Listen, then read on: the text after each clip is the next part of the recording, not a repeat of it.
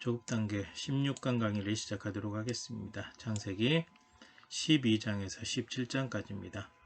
창세기 1장과 2장 창조, 3장에서 11장 타락, 홍수, 심판, 언어가 혼잡되고 흩어지는 이야기, 이후에 아브라함부터 조금 앞선 세대인 욥에 대해서 공부하고 이제 아브라함 이야기부터 시작되는 창세기 12장으로 다시 돌아오게 되었습니다. 창세기 내용 계속해서 공부합니다. 12장입니다. 12장은 가나안 땅으로 간 아브라함 이야기죠. 하나님께서 고향, 친척, 아버지 집을 떠나서 내가 너에게 지시할 땅으로 가라 해서 말씀대로 75세에 하란을 떠나서 가나안 땅으로 갑니다. 그래서 아브라함의 고향이 갈대아 우르라고 생각하는 분들이 많은데 하란에서 태어났다가 갈대아 우르로 아버지랑 같이 가서 생활을 하다가 가나안 땅으로 가려고 하란으로 돌아왔는데 무슨 이유인지는 잘 모르겠지만 거기에서 머물러 있고 떠나지를 않아요. 그래서 하나님께서 아브라함에게 떠나라, 내가 너에게 지시할 땅으로 가라, 이렇게 이제 말씀하시게 되죠. 이때 동행이 아브라함의 아내 사레, 조카 롯, 모든 소유와 사람들, 종들이 되겠죠. 그 다음에 방향은 가나안 땅이죠. 그런데 가나안 땅에는 사람들이 살고 있었습니다. 황무지가 아니고 사람들이 살고 있는 땅이죠. 하나님께서 이 가나안 땅을 네 자손에게 준다라고 말씀하셨고 아브라함이 세겜에서 처음으로 하나님 앞에 단을 쌓고 제사를 드리게 됩니다. 그리고 가나안 땅에 있다가 두 번째 파트로 가게 되면 이집트로 내려가죠. 아브라함과 그의 가족들이 가나안 땅에 심한 기근이 들어서 이집트로 내려갔습니다. 이때 사레가 너무 아름다우니까 아내가 아닌 누이라고 속이자고 해서 누이라고 속였죠. 그랬더니 사레를 바로의 궁으로 데려갔습니다. 아브라함에게 재산을 많이 주고 아내 삼으려고 이제 바로가 데려간 거죠.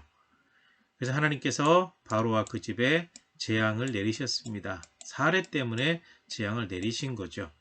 그래서 그 사실을 알게 된 바로가 아브라함을 불러서 왜 속였냐고 호통을 치고 돌려보내고 백성들에게도 아브라함과 그 가족들을 건드리지 말라라고 얘기를 하죠. 이게 이제 12장의 내용이 되겠습니다. 그래서 갈대아 우르에 살다가 하란으로 가 있고 머물러 있다가 하나님의 음성을 듣고 가나안 땅으로 가요. 근데 기근이 들어서 이집트 땅으로 갔다가 아내를 뺏길 뻔했죠. 이게 이제 12장의 내용이 되겠습니다. 갈대아 우르 현재의 모습이 이렇다라고 누가 사진을 올려놨더라고요. 그래서 참고로 하나 가져와 봤는데 조금 흐리네요. 자, 13장으로 넘어가시게 되면 이제 이집트에서 다시 가나안 땅으로 돌아오죠. 그래서 부유해져요. 그래서 두 사람이라고 하는 것은 아브라함과 롯을 얘기하고 있는데 이집트에서 가족과 함께 네겝으로 올라왔습니다. 롯도 함께 왔습니다. 아브라함에게 가축과 은과 금이 많아요. 그리고 다시 베델에서 제단을 쌓고 하나님의 이름을 부르고 하나님 앞에 제사를 드리게 되죠. 그리고 이제 아브라함과 롯이 소유가 너무 많아지다 보니까 사는 땅이 삐좁아요. 아브라함과 그 롯만 사는 것이 아니라 그 지역에 다른 사람들도 살고 있기 때문에 아무튼 지역이 비좁아요. 그러다 보니까 아브라함의 목자와 롯의 목자가 늘 이렇게 짐승 먹이는 것 때문에 싸우는 거죠.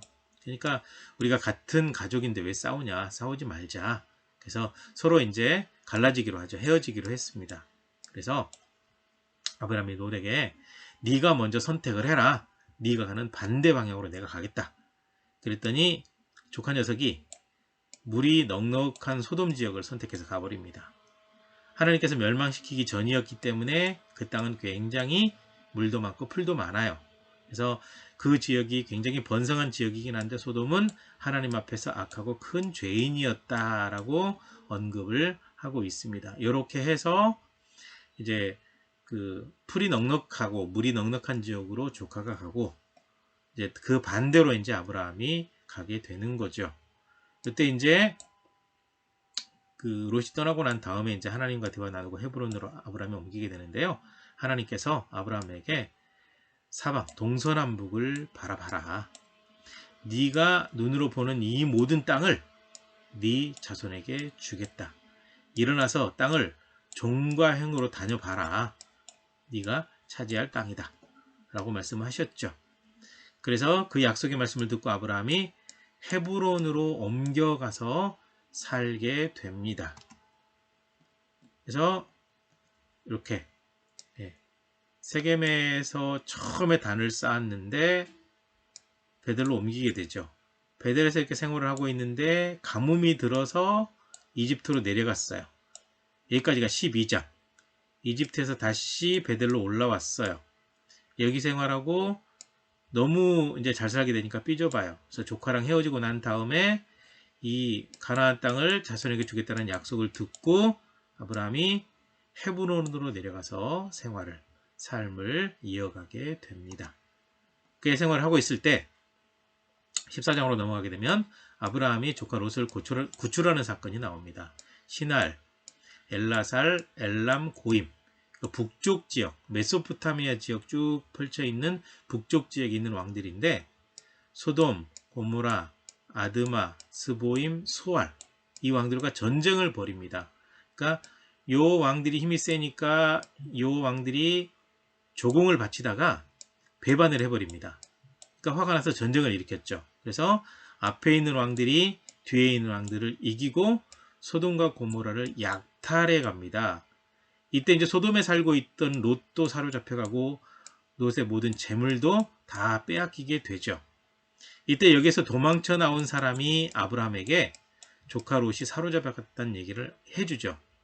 그래서 아브라함이 자기 집에서 기른 사병 318명 그리고 친구들의 도움을 받아서 가가지고 이 왕들을 물리치고 조카 롯을 구하고 사람들을 구하고 재산을 되찾아 가지고 돌아옵니다.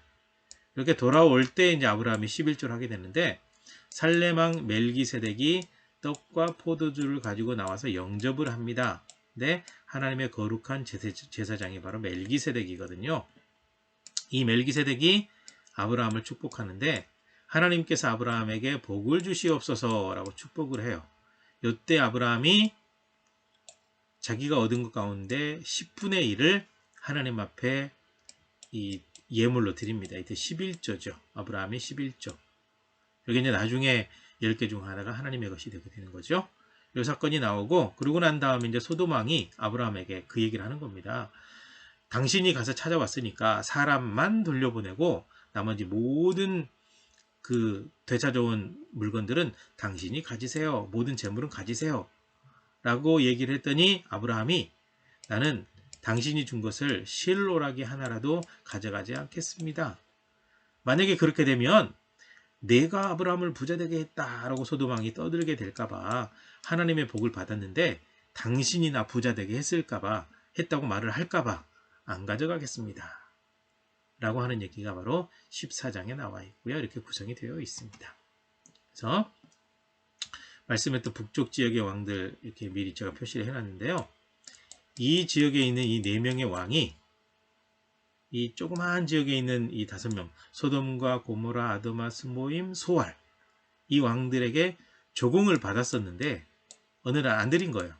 그러니까 화가 나서 전쟁을 일으켜 가지고 이제 이 지역을 약탈해 가고 그래서 이제 아브라함이 이 지역에 가서 조카를 구출해 오는 이야기 이게 바로 14장의 내용이 되겠습니다.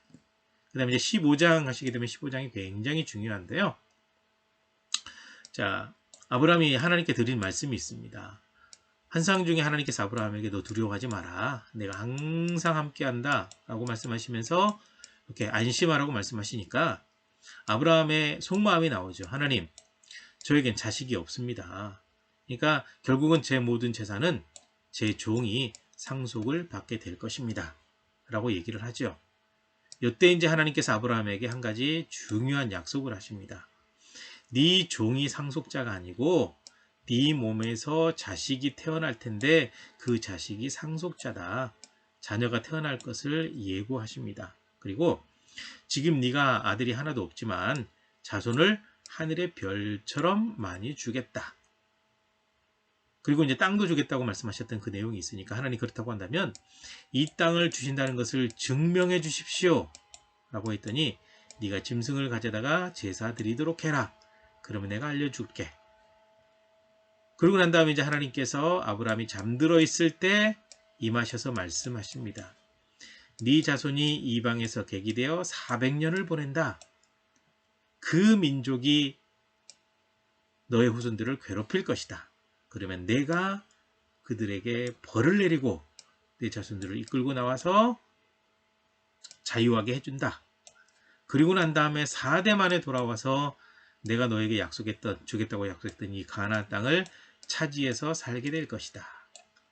그래서 이 15장의 이 약속이 이스라엘 백성들이 이집트에서 430년 보낼 것, 거기서 하나님이 그 땅에 재앙을 내리고 출애굽시켜 주실 것, 그 다음에 가나안 땅을 차지하게 되는 이 모든 얘기까지 약속이 창세기 15장에 이미 나와 있습니다.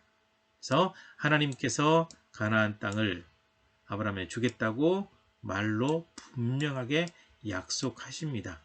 이때 이 15장의 내용에서 하나님의 말씀을 믿는 아브라함, 그 모습을 보고 하나님께서 의롭다라고 말씀을 하시게 되죠. 15장이 상당히 중요합니다. 이스라엘의 미래를 하나님께서 말씀하셨거든요. 그 다음에 이제 16장, 15장에서 16장으로 딱 넘어가게 되면 10년이 흘렀어요. 10년이 흘렀는데 자식이 생기지 않다 보니까 조금 어리석은 선택을 해서 갈등이 생겨요. 자, 자기가 자식을 못 낳으니까 아무래도 나는 틀렸어. 하갈을 통해서 자녀를 얻으시오. 해서 자기 하녀를 첩으로 줘요. 이때 이제 하나님의 약속을 듣고 난 다음에 10년이 흘렀죠. 이 10년 만에 하갈을 통해서 임신했는데 아브라함이 85세입니다. 그런데 그 하갈이 임신한 사실을 알고 자녀를 못 낳는 자기 여주인 사례를 무시합니다. 그러자 이제 사례가 화가 나가지고 당신이 이런 수치를 당해야지 왜 내가 이런 수치를 당해야 합니까? 라고 따지게 되죠. 그래서 이제 두 번째 파트로 넘어가게 됩니다. 이때 이제 아브라함이 사례에게 아니 당신 요종 아닙니까? 당신 요종인데 알아서 하세요. 그랬더니 사례가 하갈을 학대했습니다. 그래서 학대받던 하갈이 도망가 버리죠. 그때 이제 천사가 이 하갈을 만나가지고 내 여주인에게 돌아가라. 그리고 아들을 낳을 텐데 이름을 이스마엘이라고 짓도록 해라. 네 모든 고통을 하나님께서 들으셨다. 요 얘기를 듣고 하갈이 하나님은 모든 것을 다 살펴보시는 하나님이시군요. 해서 그곳의 샘 이름을 브엘라 헤로이, 살피시는 하나님이라고 이름을 짓게 돼요. 그렇게 해서 세 번째 파트 하갈이 이제 다시 돌아와 가지고 아들을 낳는데 그 아들의 이름을 아브라함이 이스마엘이라고 이름을 지었고 이때 아브라함의 나이 86세가 됩니다. 이게 이제 16장의 내용이 되겠고요. 하갈이 임신해서 다툰 내용을 누가 그림으로 그려놨더라고요. 인터넷에서 가져왔는데 이런 갈등이 일어나게 돼요. 그 다음에 이제 17장으로 넘어가시게 되면 17장도 중요한 전환점이 일어나게 되는 내용이 담겨 있습니다. 먼저 아브라함의 이름을 바꿔주시죠. 99세에 나타났으니까 이스마엘을 낳고 벌써 13년이 또 흘렀죠. 아브라함에게 나타나셔가지고 아브라함 이름을 아브라함으로 개명을 해주면서 네가 여러 민족의 아버지가 될 것이다 라고 얘기를 해요. 실제로 아브라함은 8명의 아들을 낳게 되거든요. 그 부분은 뒤에 가서 또 제가 말씀을 드리겠습니다. 그래서 이제 하나님의 말씀이 너와 내 후손에게 가나안 모든 땅을 주겠다라고 다시 한번 약속에 대해서 확인을 해 주십니다. 그러고 난 다음에 할례 받으라는 명령을 하시죠. 모든 남자는 할례를 받아라. 이것이 내 언약을 몸에다가 딱 표시하는 거다. 그래서 언약의 표시로 할례를 받으라 라고 말씀하시고 세 번째 내용으로 넘어가게 되면 사레의 이름도 바꿔주십니다. 사라로 바꾸시면서 열국의 어미라고 얘기를 하고 이제 그 사라가 아들을 낳을 것이다 라고 얘기를 하는데 아브라함이 99세가 됐으면 사라는 89세입니다. 10살 차이거든요. 그러니까 나이가 늙었어요. 그러니까 아브라함이 엎드려가지고 웃어요. 그랬더니 하나님께서 아브라함이 웃는 모습을 보시고 사라가 아들을 낳으면 이름을 이삭이라고 지어라. 뜻이 웃음이거든요. 여기 하나님은 가끔 재밌으세요. 예. 그리고 이스마엘도 생육하고 번성하게 될 것이다. 라고 약속을 하시죠. 이 모든 약속의 말씀까지 듣고 난 다음에 네 번째 파트 아브라함이 할례를 받는데 자기 집에 있는 모든 남자들을 데려다가 할례를 행하고 요때 이제 아브라함이 99세였고 이스마엘은 13세였다. 라고 성경이 언급하고 있습니다. 하나님의 말씀대로 행하게 되는 거죠. 아브라함의 위대한 믿음의 모습이 여기에 있습니다. 말씀하시면 순종이거든요. 이렇게 할례 받으라. 99세인데 할례 받아요. 네. 자, 오늘 여기까지입니다. 수고하셨습니다.